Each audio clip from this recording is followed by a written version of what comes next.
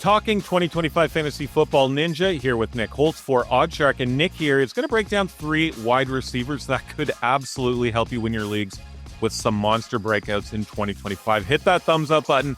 Drop your breakout wide receiver candidate in the comments section below, and maybe hit that subscribe button if you're coming across the channel for the very first time. But without further ado, Nick, get us started here. Who's number 1 on your list? My top breakout fantasy wide receiver of 2025 is Romar Morris of the Chicago Bears, guys. He slots in nicely in new head coach Ben Johnson's offense, bringing in all those in-breakers and those play-action routes he ran in Detroit. Now Odunze is the guy catching the ball there. Keenan Allen is gone, and he vacates over 100 targets in that Bears offense. And hey, if you're a Bears fan or a fantasy football fan in general, that Bears offense isn't getting any worse. It can't. It can't this season, right? You had Caleb Williams last year saying he doesn't know how to watch film. You know, you had receivers running the same route in that same area together. And now this season, I think they're going to be a lot more aggressive downfield and also just a lot more organized on offense. You know, Odunze had a great rookie year. 11th in average depth of target at 13.8. 10th in red zone targets. He's going to be a monster in Johnson's offense this season. And at his current ADP of 38, he's got to be a value breakout candidate there for me. You know, that's about round 11 for most early drafters. And this is a guy I think who could far outplay that and finish as a top 15 guy come 2025. Yeah, say less. Like, huge Romar Morris fan. I would love to see a big step up in year 2 from him. 54 catches, 734 yards last season, just the 3 touchdown catches. Couple 100-yard games in the first half of the season, and showed some flashes like you alluded to. A lofty 800.5 receiving yards in 2025 at DraftKings. So they're expecting some progression from Odunze. Folks expecting a big season in Chicago with all the changes like you mentioned. But Rome has the potential to easily eclipse that number. Nick, who's number 2 on the list? You may have heard of this guy. You probably heard of his father. It's Marvin Harrison Jr. of the Arizona Cardinals. And I mean, this is a guy, Ninja, that crept into the first round in some fantasy drafts last season. And now he's being drafted as the wide receiver 17 in most drafts with an ADP of close to 41 in PPR leagues. So he's a slightly different wideout than his father, but brings that pedigree. And you know what? If he's trying to learn how to break down a coverage, can always call Uncle Peyton Manning to, get a little bit of extra insight there. He finished 5th in the most unrealized air yards last season, meaning him and Kyler Murray were just a little bit off at some points there, right? But with another year of seasoning, with another year of training and developing, I'm thinking going into year 2, the sky is the limit for this guy.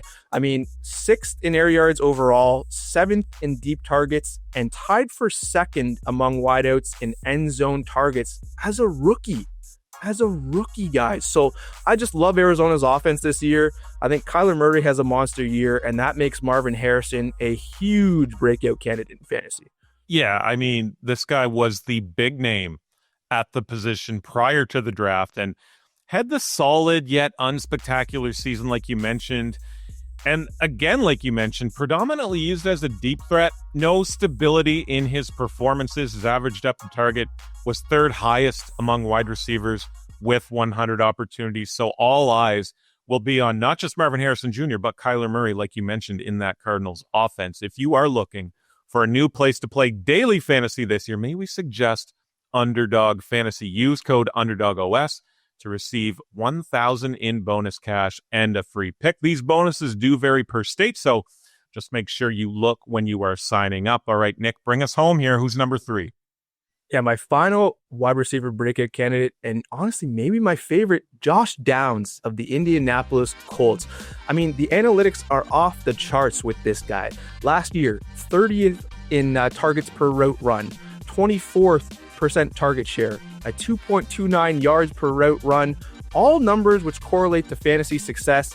He was the 8th receiver in yards per route run against man coverage and finished with a 44% separation rate. This is a guy that gets open. So no matter who's under center for the Colts this season, whether it's Daniel Jones or Anthony Richardson, who are apparently neck and neck right now in that quarterback battle in training camp, I think Downs has a huge ceiling. I mean, last season, he actually did a little bit better with the accurate quarterback who would take what's there in Joe Flacco. Finished with 14 or 15 points per game with Flacco under center compared to just 12 points per game with Richardson. And I mean, that makes sense. You want a consistent quarterback who can hit you underneath because you can get open. You can make those plays on third down, and that's Josh Downs. So I think especially if Daniel Jones wins that training camp battle, you've got to be all over Josh Downs as a mid-round target in your fantasy draft that can well outplay his current ADP. Yeah, Downs had a ton of games with some massive target numbers last season. He had 9 a bunch of times, 12, 13. Really interesting player. And I mean, in the conversation of not just the most underrated receivers in the league, but maybe even on the list of the most underrated players in the league, Nick, 700.5 receiving yards at DraftKings, minus 115 for the over, minus 105 for the under. Interesting number there. Love you over there. Yeah, exactly. But there you have it. 3 wide receivers poised to have breakout seasons in 2025 and give your fantasy teams a bit of a boost. Nick, thank you so much. Thanks, guys.